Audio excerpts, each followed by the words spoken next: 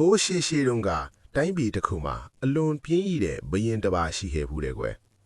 အဲ့ဒီမင်းကြီးဟာတိုင်းရေးပြည်ရတဲ့ကိုလည်းစိတ်မဝင်စားသလိုပြည်သူတွေရဲ့ဒုက္ခကိုလည်းလှည့်မကြည့်ဘူးသူ့ရဲ့တနေ့တာအချိန်စရာမှာ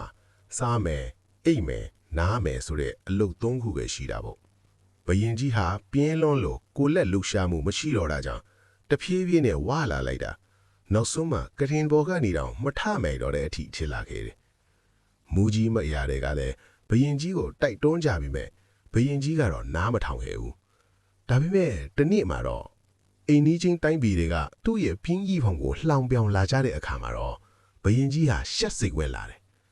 ငါဒီတိုင်းဆက်သွားလို့မဖြစ်တော့ဘူးလို့သူသိလိုက်ပြီလေ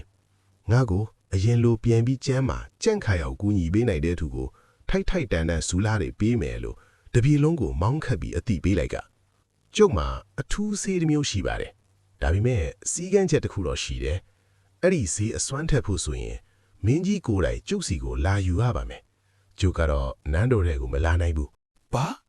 ငါကဂရင်ဘော်ကတော့မထနိုင်တာကိုငါကိုလမ်းလျှောက်လာခိုင်းအောင်သူကဘသူမို့လို့လဲအရှင်မင်းကြီးဒါနောက်ဆုံးမျောလင့်ချက်ဖြစ်နိုင်ပါတယ်တစ်ခေါက်လောက်တော့ကြိုးစားကြည့်ပါမင်းကြီးဒါနဲ့ဘယင်ကြီးဟာအလွန်ခက်ခဲစွာနဲ့အဖိုးအုံရတဲအင်းစီကိုလမ်းလျှောက်သွားခဲ့ရတယ်ဒါပေမဲ့ရောက်သွားတဲ့အခါမှာတော့ဆရာကအပြင်သွားပါတယ်နှက်ဖျံမပြန်လာခဲ့ပါတယ်ဘယင်ကြီးဟာစိတ်ပြတ်ပေမဲ့နောက်ညက်မှနဲ့ထပ်သွားပြန်တယ်အဖိုးဦးကတော့နေတိုင်းအကြောင်းပြချက်အမျိုးမျိုးနဲ့နောက်ညက်မှလာဟုပြောခဲ့တယ်ဒီလိုနဲ့တလားလောက်ကြာသွားတဲ့အခါမှာတော့ ကဲအရှင်မင်းကြီးဒါကတော့အံ့ဖွယ်စီးပါတယ်တောက်လိုက်ပါရေတကွက်ကံပေးလိုက်ပါတယ်ဒါကရေရိုးရိုးလေးပဲမဟုတ်လားဘာကြောင့်ငါ့ကိုပင်အောင်လုပ်ပေးနိုင်တာလဲ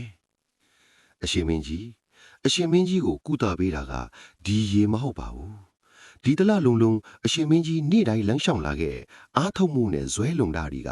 အရှင်မင်းကြီးကိုကုသပေးလိုက်တာပါဘုရင်ကြီးဟာသူ့ရဲ့အမားကိုတီးသွားပြီးအဲ့ဒီနေ့ကစလို့ကြိုးစားအားထုတ်တဲ့မင်းကောင်းမင်းမြတ်တစ်ပါးဖြစ်လာခဲ့ပါတော့တယ်ဒီပုံမြင်လေးကိုသဘောကျတယ်ဆိုရင်တော့တငယ်ချင်းတွေကိုမျှဝေပေးဖို့မမေ့နဲ့ဟုံနော်